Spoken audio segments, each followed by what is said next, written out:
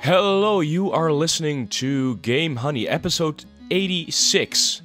What is Game Honey, you ask? Game Honey is your favorite video game podcast on the internet. I will be your host for today. My name is Polar. You can find me on Twitter at KumaGumaPolar. Today, we are back to two people. I am joined today by erstwhile co-host Panda, also known as Tayo Inc., also known as GaB-Man. The man of many faces. And even more names. And even How more are names. we doing today? The royal we are doing great, I think. Yeah, I'm pretty Very tired good. and I'm cold because houses in Japan don't really do warmth in winter. And you are too cheap to put on the heating. I have a sweater on and a blanket around me, and that'll get me through. Yeah, sounds like it's mostly self-inflicted though. Yes, But yes, the Japanese countryside sure is cold. it is. But come New Year, we'll have each other. Yes, We can yes, keep each we other can warm. use our body heat, our Yeah. bare bodies. Snuggle up in that ancient Japanese shrine that you have in your house there. Yes. See if any New Year's ghosts come out. My ancient Japanese shrine. You know, what's the thing you're scared of again in your house? I'm not particularly scared of it, but if there's any house that I've ever lived in that would have ghosts, then it would be this house. We have I think I mentioned it before. We have like an altar that is used to sort of enshrine the dead. An ancient shrine, as I like to call it. Yeah, to enshrine the spirits of your family who have passed away, and that's still there. I'm sure they'd be So- thrilled to know that now a filthy foreigner is living. This is not a Japanese person. What is going on? No. So far, we haven't been haunted, as far as I know. But 2018's coming up. Ghosts maybe make New Year's resolutions as well. So Never too late for a good haunting. yeah. So we'll see. I'll keep you posted on the hauntings in our house. Speaking of being haunted, Yes. I was haunted this week for 2 hours by the deathly gaze of Jeff Keighleys.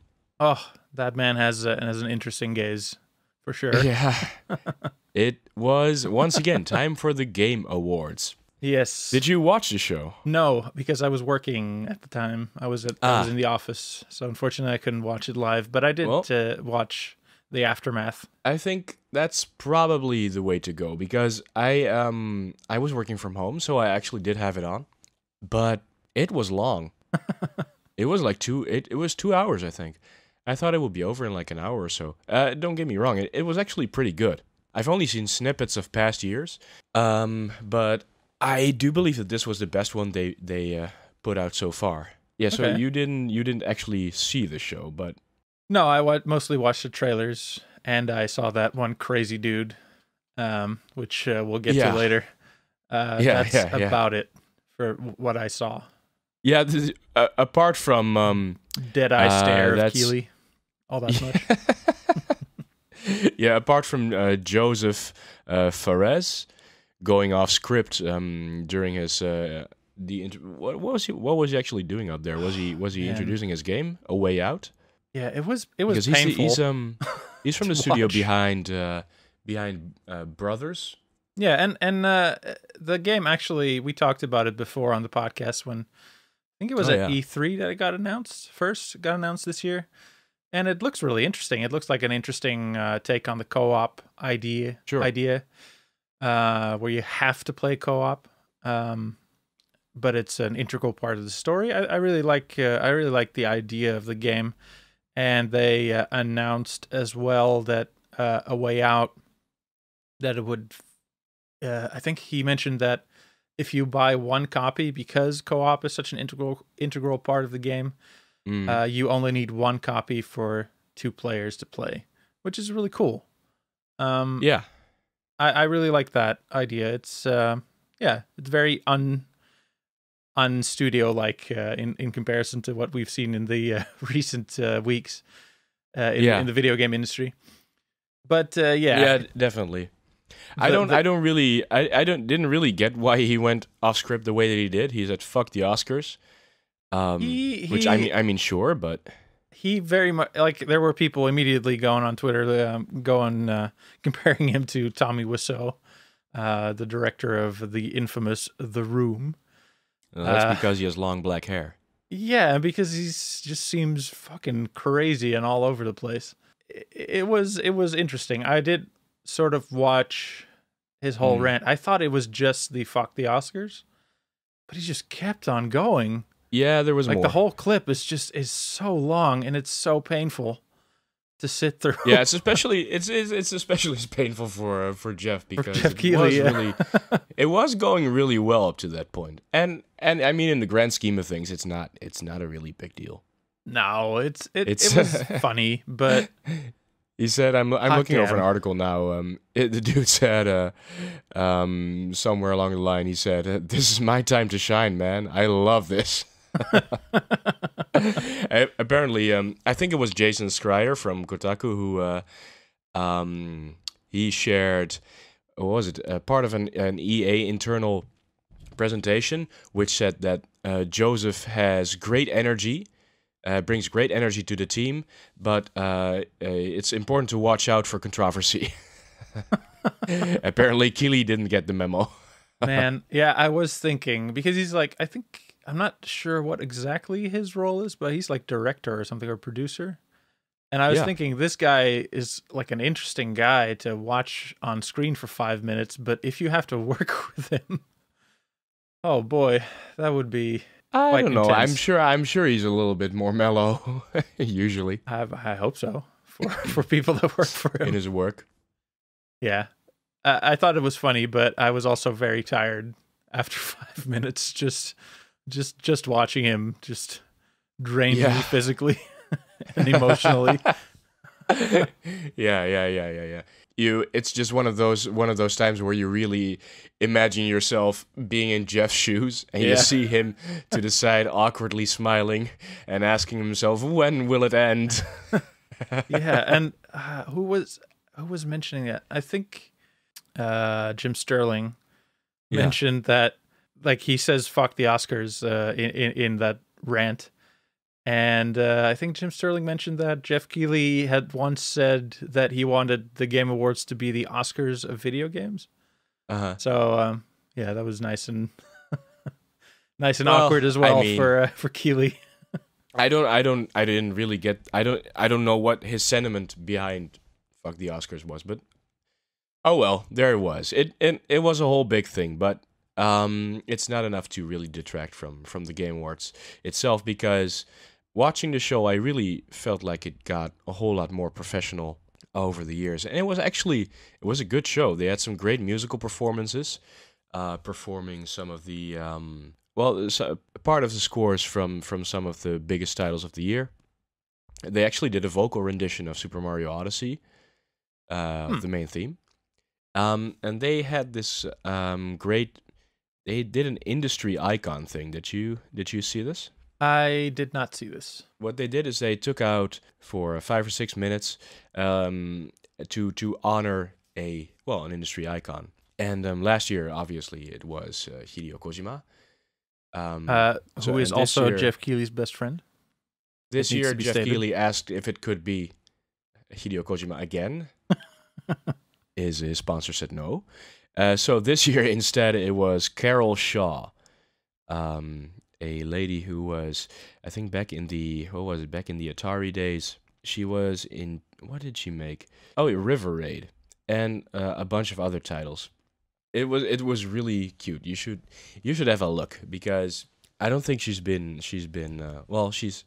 up there, but she seemed really excited to receive the award.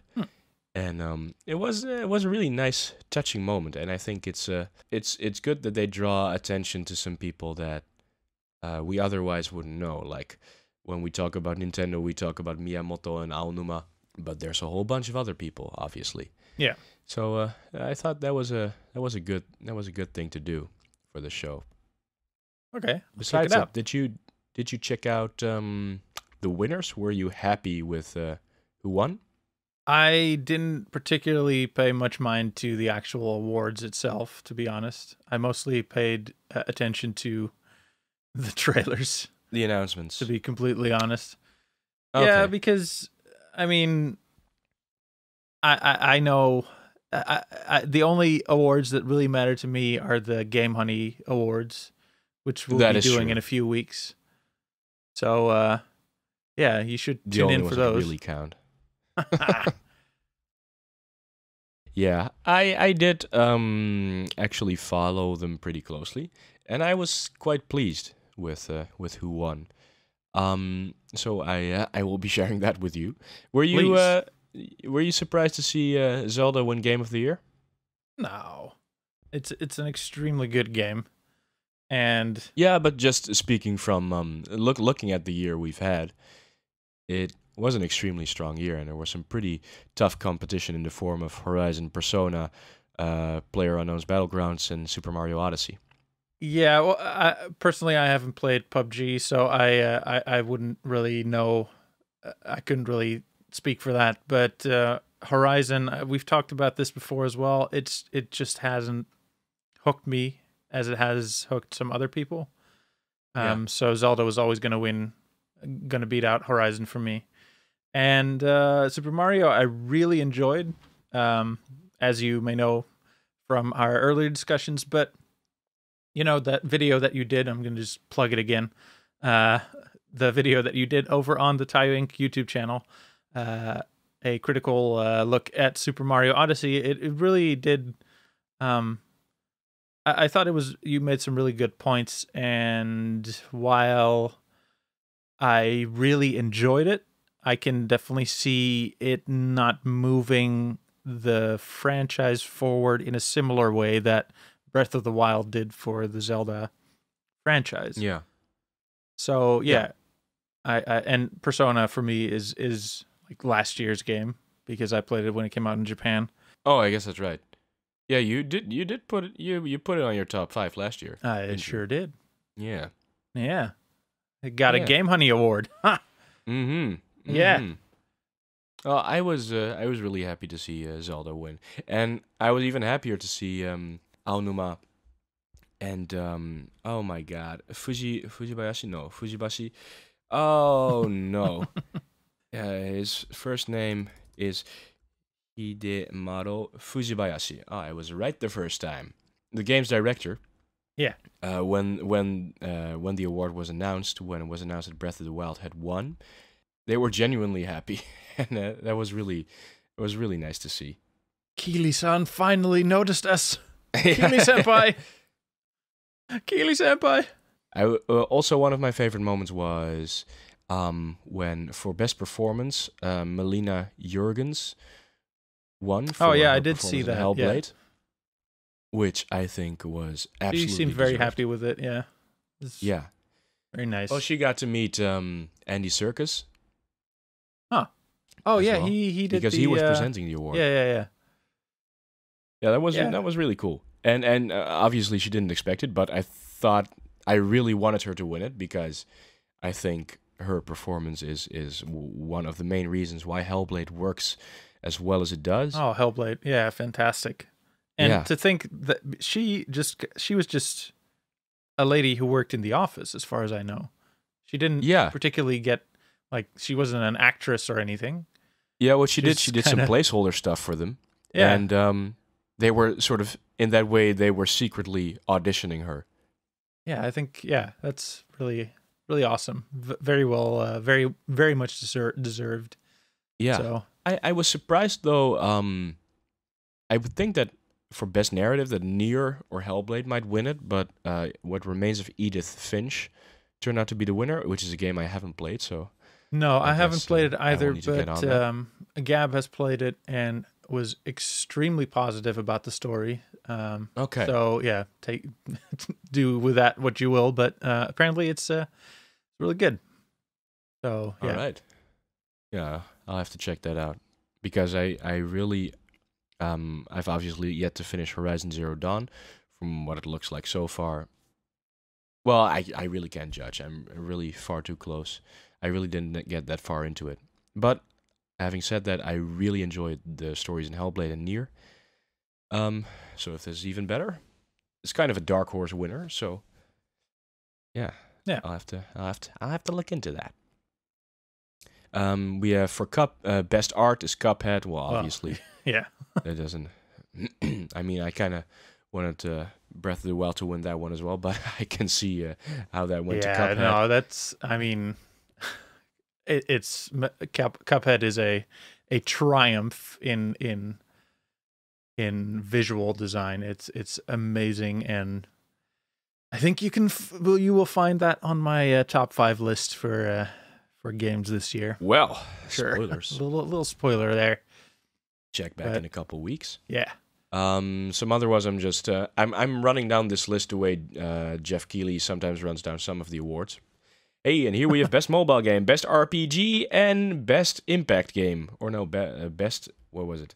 Most games for impact. That's the one. I think that was actually presented. What does that mean? So a game with an actual message behind it. Ah, so Hellblade. Yeah, indeed. Hellblade was the winner there. Okay. Well, very deservedly so, I'd say. Yeah. Best music, I was very happy to see that Nier got it, because Nier has the best music this year. Yeah, I probably should play it, huh?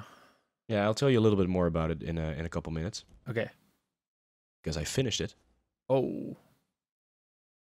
Yeah, we have some more stuff. Best audio design, Hellblade, very good. Best audio design, oh, definitely Hellblade. Nothing comes close. What else have we got here? Best ongoing game, Overwatch. It's an interesting category. It's did you see this one? It's for games that keep adding on content year after year. No, but I can kind of understand why Overwatch would be picked. Yeah. If nothing else to please the hordes of rabid fans who are waiting outside the gates. If it doesn't win anything. Indeed, and there's a whole bunch more. There's a whole bunch of awards there, and yeah, I'm pretty pleased with how it turned out. There's still some kinks that need to be ironed out, like what I just mentioned. Jeff Keighleys still sometimes he just rattles off a bunch of awards. Oh, by the way, Persona 5 won Best RPG. Congratulations. Which it doesn't really feel that special. Yeah. Maybe narrowed, maybe a little bit fewer awards and more time for them. Even more time. Time. Yeah, they gotta balance that stuff. Trending gamer. Well, yeah, I mean they're all valid categories, but categories. There's a lot. Cat gory. Gory cats. Gory cats. All right. So, but there were some trailers too, right? There were. So get to the trailers and the sick game announcements. Oh yeah. Well, first things first. You called it. You mentioned, I think, on the show. I think we have it on record. We have it on record for sure. You mentioned maybe they'll drop the second Zelda DLC, and Nintendo totally did. Oh, which was really cool. I haven't played it yet, though. Did you? Me either. Seeing that, I really thought, wow, Nintendo really nailed it this year. They got the DLC out. They didn't miss a single release date. Yeah. They had a grand first year. They had a pretty good first Switch year, for sure, yeah. And they also announced Bayonetta, which was big. Bayonetta 3. Bayonetta 1 and 2 coming to the Switch, and Bayonetta 3 in development. Yeah, I'll definitely be picking 1 and 2 up. I've never played them before, so I figured this would be a great excuse to finally dive into the world of Bayonetta. Yeah, it's a fun game. I actually did pick up the double pack on the Wii U, and I only ended up playing one. Okay. So I guess I'll be rebuying that because I don't have a Wii U here in Japan. So, but I still want to play too. All right. Well, yeah, you got to get it. Yeah, I Got gotta to get get it. I apparently I didn't want to play it desperately enough to actually do so while I still had the time. But regardless, the power of the Switch. Backlog. Gotta keep adding to it. Yeah, so Nintendo had some stuff, but of course we knew that Guillermo del Toro, Hideo Kojima, and Norman Reedus would be at the awards as well. What do we even call this? It's not really a reveal trailer because nobody's still has any idea what's going on. The what's going to be an annual tradition, the annual Hideo Kojima stroking his own penis and Jeff Keighley stroking Hideo Kojima's penis festivities. Because While Hideo Kojima looks longingly into Norman Reedus' eyes. Yes. I actually have very little doubt that Death Stranding will be a very interesting and fun game when and if it comes out. I mean, Hideo Kojima, nothing has been cancelled, to my knowledge. No, but he just takes fucking forever to make games. Yeah. I mean, that's the thing. You mentioned that I think like a year ago or something when Death Stranding got announced, not too long after that.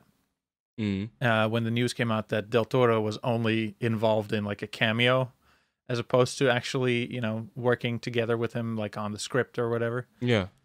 And I think you mentioned that you were really saddened by that because Kojima has great ideas, but he has way too many of them, and he needs someone to kind of whittle it down a little bit. Yeah, to make it to keep the goals achievable. And to make a coherent whole out of it. He needs an editor. And, I really enjoyed playing Metal Gear Solid 5. Like, the actual gameplay I really enjoyed. The story was just all over the fucking place. Didn't make any sense whatsoever. I'm sure you can write books about all the deep shit that's going on underneath. But I think a lot of people... Can't. That's an illusion. Project a lot of meaning onto it. I'm sure Kojima himself has ideas about like what he wants to do with scripts and whatnot and stories and I'm sure that's there, but at this point it's just so hyped up.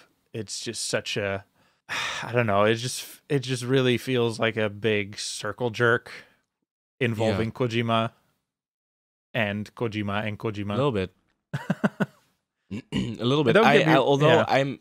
I'm happy to see that he's no longer constrained by sort of the by the Metal Gear universe, by having this spy universe where he has to fit all of his ideas into. He mentioned, I don't know if that was ever his real intention, but he's mentioned ever since finishing Metal Gear Solid 2 that would be his last Metal Gear Solid game. Yeah. I'm pretty sure that Konami had a large influence on him continuing the Metal Gear Solid franchise. But yeah, he's always had to graft his ideas onto the Metal Gear Solid franchise, which I wouldn't be surprised if that's part of the reason why those games become so fragmented and such a sort of melting pot of different ideas that don't always mesh together. More often than not, they don't. But yeah, I thought it was a cool trailer.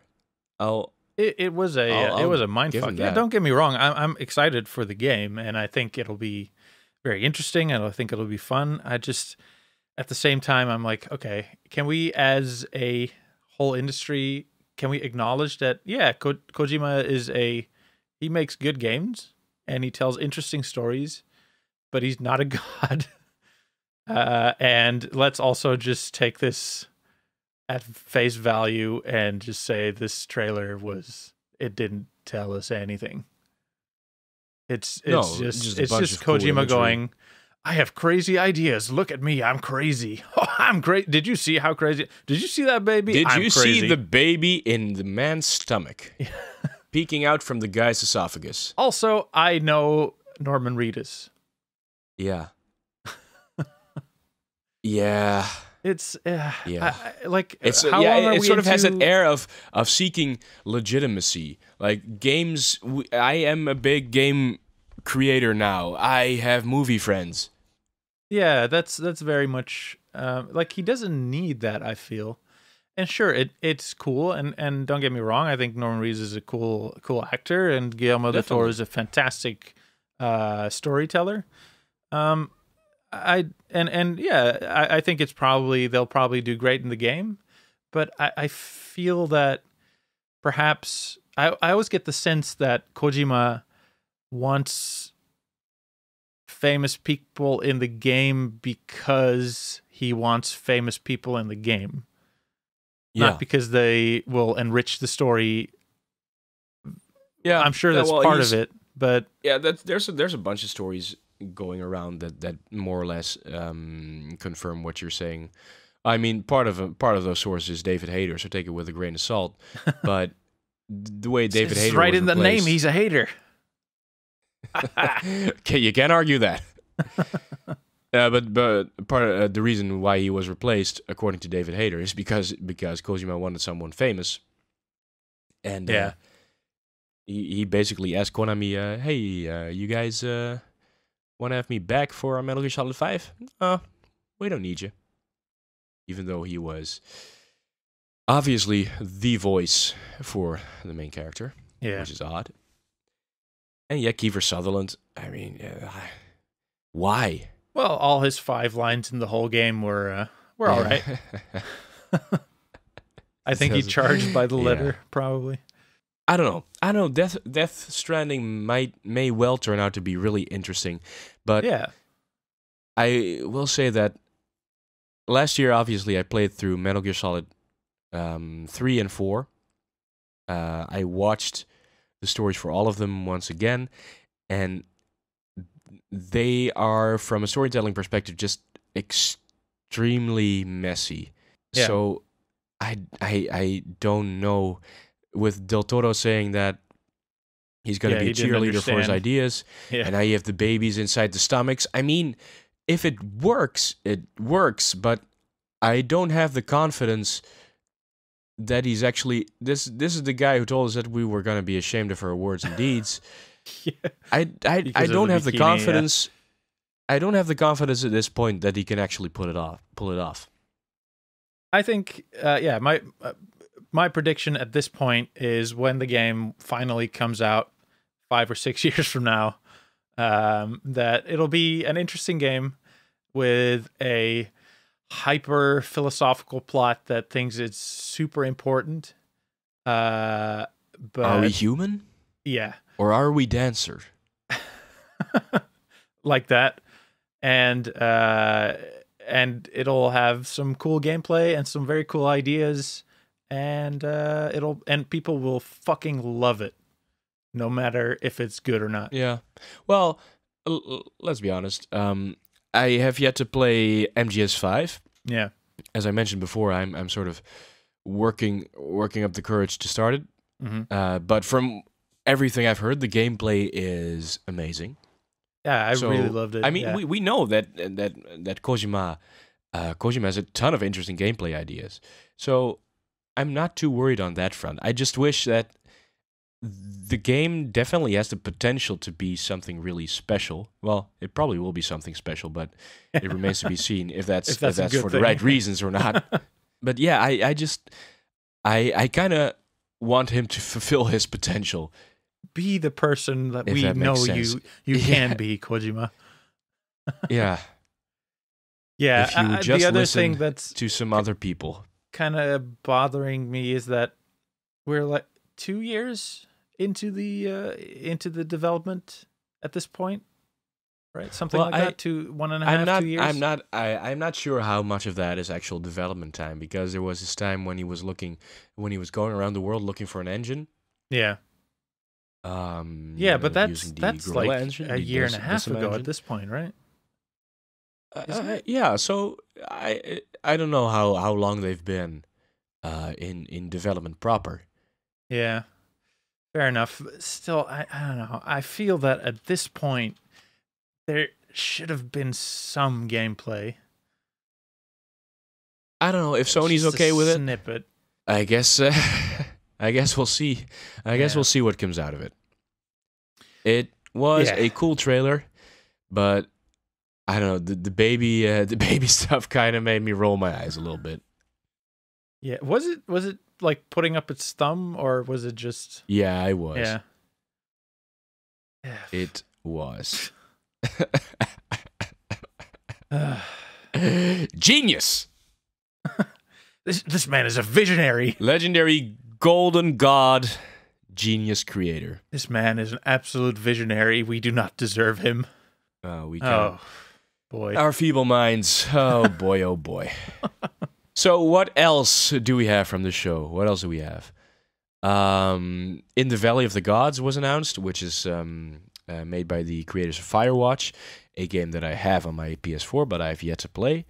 It looked really good, so I hope I'll actually get to play Firewatch and not add this one to my backlog, but actually play this one as well. All right. Are you excited for Soul Calibur 6?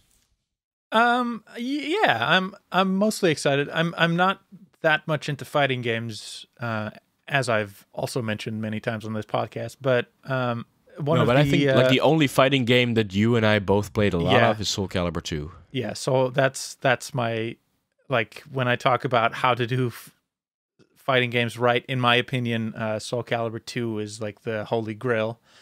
I also played Soul Calibur 4. I played that a bunch when it came out. And I didn't play 3 or 5, so I keep skipping one. This I should be getting back into this one, I guess. I was kind of surprised they didn't put it on Switch. Another Link appearance, or for, I mean, back in the nice. day, I think the GameCube version of Soul Calibur 2 was actually the best-selling version of the game, surprisingly. I think it was the best version of the game. I think that's pretty much unanimous, unanimous opinion. Not the best version, but also the best-selling version. Yeah. I mean, yeah, obviously, he's gonna be better than Spawn.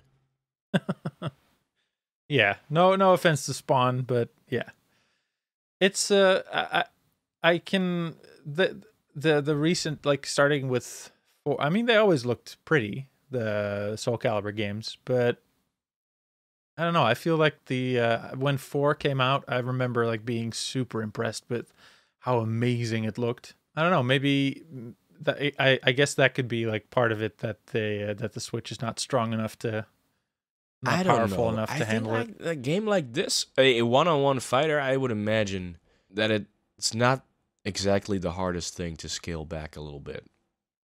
I don't know. What do I know? I obviously know nothing. His real name is Jon Snow. That's a sick pop culture reference right there. All you young people might know what I'm talking about. Yeah, I'm just gonna ignore it. What do you think about that? Yeah. World War Z. Yeah. Is also a game that's coming. Whatever. I was really surprised by that one. Oh, you're excited? Sure. Yeah. I mean, I'll be excited if you want me to. No, look, I like zombie games, and fast zombies are always pretty interesting, as opposed to like the Resident Evil slower zombies. The Left 4 Dead is a cool game with like just hordes of zombies just rushing at you. I suspect that the I can't remember the name, but the game that was shown last year at E3, and then this year and last year at E3 people kind of hated it. Days Gone, yeah, and then this year people loved it, which is has a similar, like, the giant groups of zombies running after you. Yeah, I know that they're working on World War Z 2, but so I don't know. I figured that if they were gonna do this, it would probably release like around the same time.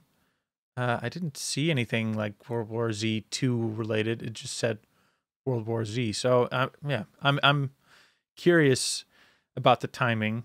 I suspect it's got something to do with Days Gone, if nothing else.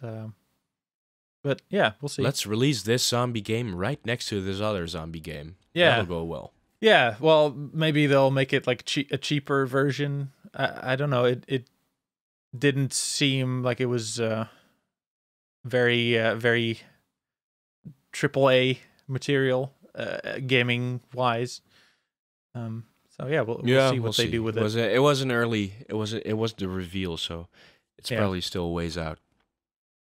Yeah, but overall, yeah, I'm always down for more zombie games. So yeah, I'm pretty burnt out on them to be honest. Unless it's fair enough. Unless it's like an interesting twist on the genre, like The Last of Us. World War Z, they can climb on top of each other. That's the twist. That looked all right. Yeah. Yeah. Mull that over. I probably won't. So that's the Game Awards for this year. Yeah. Jeff did a good job. Although I don't know. I don't know if this is mean, but I don't know if he's the right guy to present the awards if they get any bigger than this. Mm-hmm. Because I think he's fine, but he doesn't really bring like energy. Like the guy presenting the show should bring a little bit more enthusiasm and energy to. But I think that's also just his face. I think that sounds really not nice. But I don't mean it in a not nice way. His standard mode is eyes. Yeah. His standard expression is one of disinterest. Yeah, which doesn't really help. Yeah, I'm sure he's a really nice guy, and he's clearly passionate about the video game industry. And from what I've seen, he does fine. But I can kind of see what you mean. If it's going to be more Oscar-like, that they would want someone with a bit more showmanship, perhaps. Yeah. Although I will say this, I think they've done in the past when you had the G4 awards and stuff like that, they had actual actors or actual famous people who knew nothing about video games to present these awards. No, but they had actual actors and famous people who were famous but knew nothing about video games present these awards. Sure. And if I had to choose between the two, I'll take Jeff Keighley any day of the week. Sure. Because I think he's fine where he is. I can definitely see if it becomes more mainstream that the sponsors would want someone with more name recognition in mainstream Jeff, media. Talk about Doritos a bit more. So I could definitely see him being. Now talk about the McRib. Kind of pushed more to the sidelines if it gets bigger, but in the end, he's kind of like he's a main guy in the whole video game awards. So yeah, he should definitely be part of it. Yeah, that's for sure. I don't know if he should be the main presenter. That's but for now, I'd say it's fine. But Gambara Jeffu, you'll get there, Jeff. That's so condescending. I think he actually did a great. Just let's be real for a second here. I think he did a great job, and he really elevated the whole game awards as a concept for the video game industry. I think that's pretty hard to dispute. It was a really solid show. So we're nitpicking a little bit, but it was actually very good. Having said that, one final little nitpick, like the way they throw in references to eBay and McDonald's. Hey, right now you can get your discount for a McFlurry. Stuff like that is I missed that. It's a little unfortunate. Yeah, it's there a lot, and it's just sort of like you have the presenter saying it, so it's really what's this? They should find a way to sort of better integrate that with the show. McDonald's presents the best video game of the year. It's not quite that bad, but and real gamers can now get 25% off their McDonald's kids menu. Any ad that or any video or anything that says real gamers, you can kind of just discard right off the bat. For gamers with a capital G. I hope that's not something they actually said. No. Okay. You will cry like an anime fan on prom night. Oh, I haven't heard that one in a long time. Yeah, that's the classic. Yeah. Okay.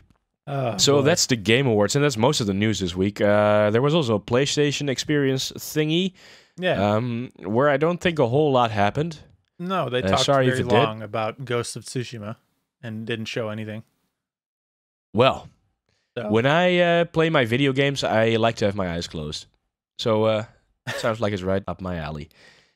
They also announced a Medieval 4K remaster. Well, remaster, I guess in this case pretty much means that they are building it from the ground up, remake, because I suppose, those PS1 assets don't scale that nicely, I think. Yeah. Which is cool if you're a fan of the series. I never owned a PlayStation 1. So, Me either. for the fans, for the players. And what's this? You put on there, there's a Witcher Netflix series coming? Yeah, we talked about that before, I think. Not Of based course. on the video game, but on the books. Oh, you're And right. it's being one of the writers got announced this week, and it's someone who has been writing for the Marvel Netflix series. So yeah, that's All right.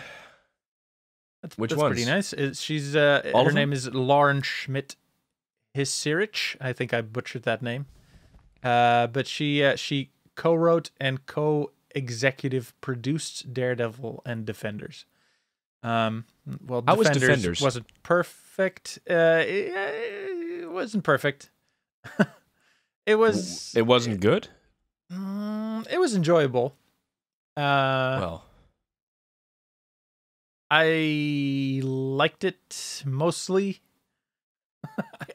I can't really get myself to there's say a lot that of it was good. caveats. Yeah. It took very long before anything actually happened. And then the ending was really weird and not very good, unfortunately.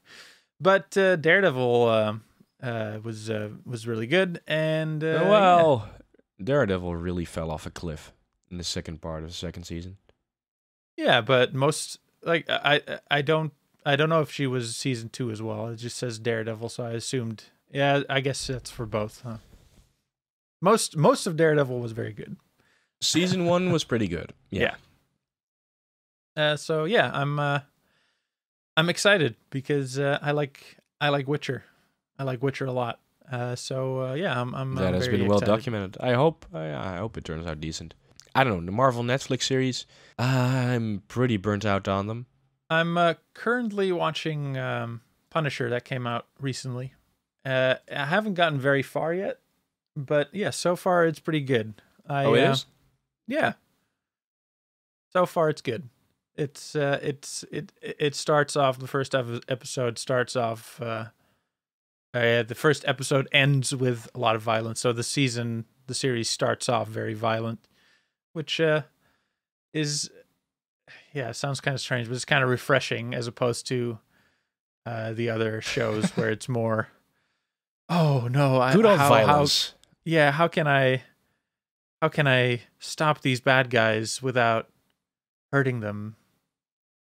Oh yeah, I guess that's true. I thought all of feels those Marvel more- series on Netflix were pretty pretty violent. They're more they're definitely more violent overall and more gritty, I guess is the buzzword there. Gritty and realistic. Visceral. Visceral. Yeah, this one feels very, very gritty, realistic, and visceral. So, liking it so far. Not that far in yet, but so far so good. Okay. Very Punisher-esque so far. Shall we then move on to what you've been playing? Oh, please move me. Yeah. You want to start us off? Sure. I'm gonna this looks, get some chuckles from you. Yeah, this looks exciting. Yeah, Lego Marvel Superheroes 2. Oh yeah. Lay it on me. It's a Lego game. If you've ever played a Lego game, you already know what the gameplay is. It hasn't changed. and I still love it. It's my. It's only gotten better. These games are my happy place. It's right what it says on the box, and it's nice. Although I must say that in comparison to Lego Marvel Superheroes 1, the levels do feel a little bit less inspired, unfortunately. And there is the whole Marvel trying to kill properties that it doesn't own the movie rights to aspect. So no X-Men, no Fantastic Four, which feels odd. It feels very forced. Like not have Wolverine in a Marvel game while he was in the first one. I don't really like that. But as you may know, Marvel is currently in late stage talks to buy Fox 20th Century Fox movie properties, including Marvel properties. So Marvel could soon be getting back all their own shit. Disney is in talks, right? Yeah, sorry, Disney. Yeah. Marvel, the X-Men could very soon be back in the Marvel fold, as well as the Fantastic Four. That's pretty cool. So yeah, Lego Marvel Superheroes, exactly what it says on the tin. It's a Lego game. It's a Lego game. And it's fun. So, cool. There you go. Anything else? Yes. Yeah, I didn't know if you wanted to go first or... yes, I also have been playing The Mummy Demastered, which is a video game adaptation of the recent horrible Mummy movie. So you would expect that this game would suck balls. But it doesn't. Go fucking figure. It's a retro pixel art Metroidvania platformer. And it does take the settings from the movie. And that's about it. No Tom Cruise. Although there is a Russell Crowe portrait that doesn't really look like Russell Crowe in there. But yeah, that's just about it. Those are my favorite. Yeah. It doesn't really look like Russell Crowe. Russell Crowe. Russell Crowe. Talking is hard. Russell Crowe. Yeah, but it's actually good. It's made by Way Forward, the guys who also made Aliens Infestation, which is also a Metroidvania game that came out on late in the DS's life cycle. It's really cool. Go check it out. I think they have a bunch of very solid. Shantae is also one of their. That's like one of their main properties.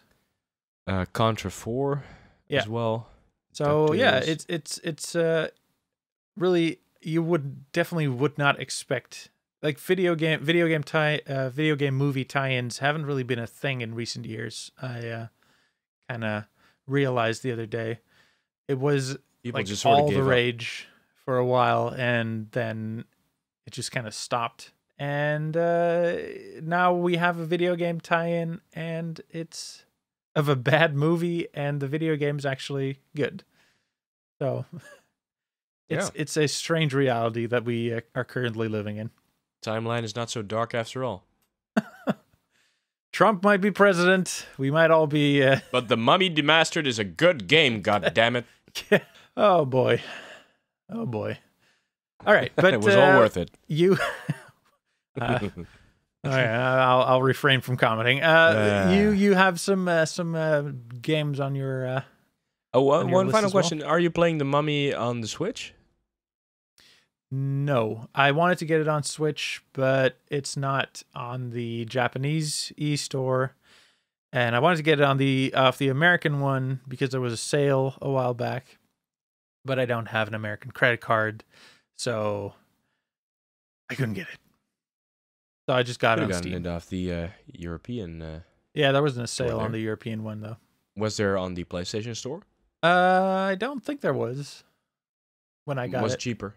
No, I got it on Steam, which is easier to record as well because I'm playing it on the YouTubes. Oh, is that how it's gonna be? Yes, that's how it's gonna be. Now I get it. Yes. Now I understand. I hope you do. We have come full circle. Have we? Okay. I have come full circle. Okay. Let me tell you. Please do. Because I have finished Nier Automata. Oh. this week. And for those of you who tuned in last week, Adam was right. It really picks back up again, and it's a really, really good game. It's very, very good. If you say when you say finished it, there's like Yeah. 9 different endings or something, right? Well, more. there's a clear real ending. Okay, and you got that. I kind of didn't know what to expect going in. I thought, are these gonna be like parallel timelines? Am I gonna go down complete branching paths? But there is one pretty clearly defined sort of linear way through the story, which is still very, very inventive. But it's pretty obvious when the story is over. Okay. Although I say that, you wouldn't get that from just finishing the first route, because I thought, okay, so now do I have to play the game over again? And I had no idea how much content there was still left waiting for me, and there is a lot, and it's very much worth it. From a storytelling perspective, I hadn't thought that anything would really come close to Hellblade, but Nier is good? definitely up there, yeah. Huh. Yeah. Yeah, I didn't really think there would be much story besides like the kind of Animu storylines. I mean, I didn't know. Then I guess you just don't know about my boy Yoko Taro, and I didn't know about him either. I didn't know about him either, so you are forgiven. Thank you. No, well, when I talked to you a couple weeks ago, I just finished the first route, and yeah, I remember being a little bit disappointed with it because it didn't offer a whole lot of answers, and it just sort of seemed like it threw all these concepts and ideas out there without really following up on them. Yeah, but it definitely comes together, and okay. You just need to play it twice. Yeah, just go in knowing as little as possible and play that game, because I guess I'll have to. Goddamn good. I will say, by the way, part of the reason why I was frustrated, I think, is I am partly to blame for that, because I noticed that you have you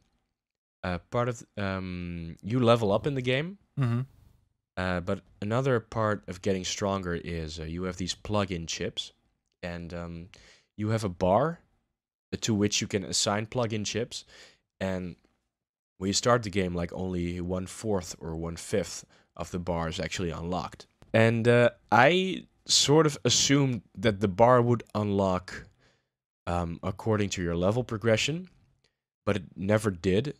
And I only found out, like in the early stages of my second playthrough, that I could buy stuff to unlock part of this bar, which was your fault. Yeah, I guess so. It kind of was.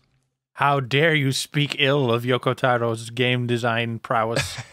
No, what it does is it allows you to install like chips, like automatic healing when you stand still, or when you do not take damage for a certain amount of time, attack boosters, defense boosters. So it's really, really important stuff. Yeah. That when you're fighting a massive endgame boss, kind of difficult to do when you forget about all of that. So it was sort of on me.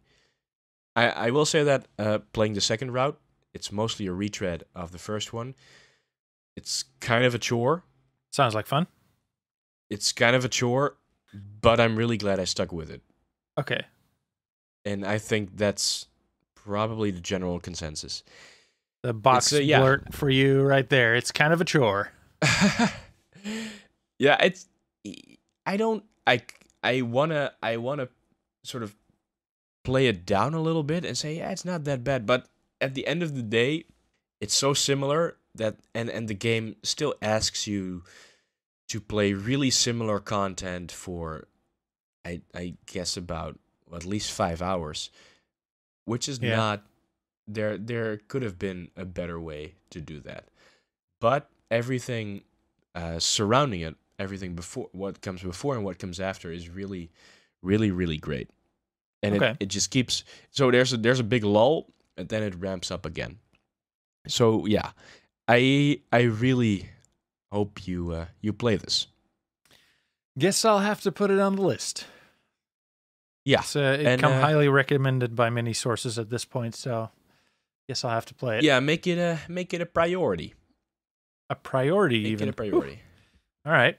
It's a good game. I think you'll really like it. It's not without its faults, but it does offer some things that, especially from a narrative perspective, that other games don't really do.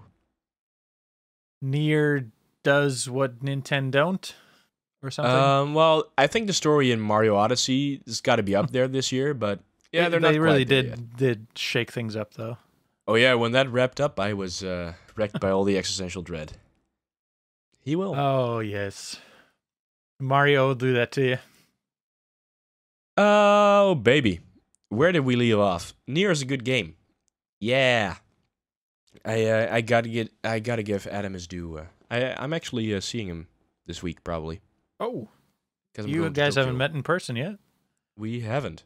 Oh, So yeah. oh, Who knows? Who knows exciting. how that's gonna go? love at first sight. I hope we'll hit it off.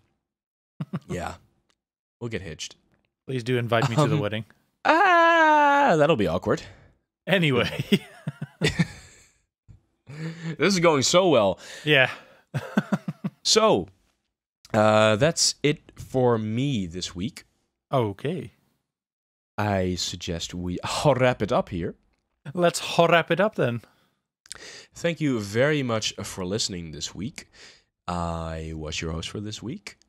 You can find me at Polar. You can find Panda where? At Tayo Inc. on the Twitter. Yeah, you can find us as a collective at Game Honey Game. Send us all your questions, all your comments, all your hate mail, all your whatever it is you got brewing up there. We want to hear about it. Send it on over. You can also send us an email. Oh yeah, sure. Yeah, if you have more graphic material, you can use an email. Put in all of your zip files, all of your .exes. Send you that can send to them at grizzly_b on Twitter. Yeah, upload all of your viruses onto Twitter. I'm sure that'll go swimmingly.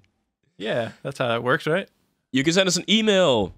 You can do that to the address. It's game.honeys@gmail.com. Okay. Make a note of it. What else? Oh yeah, subscribe, like and subscribe to the show on Player FM, Apple Podcasts? ? We are professionals. The one on iTunes. Yeah, that one. and a whole bunch of other stuff. This is a great episode. And with that, we thank you very much. Thank you. For tuning in. See you next week. Thank you very much.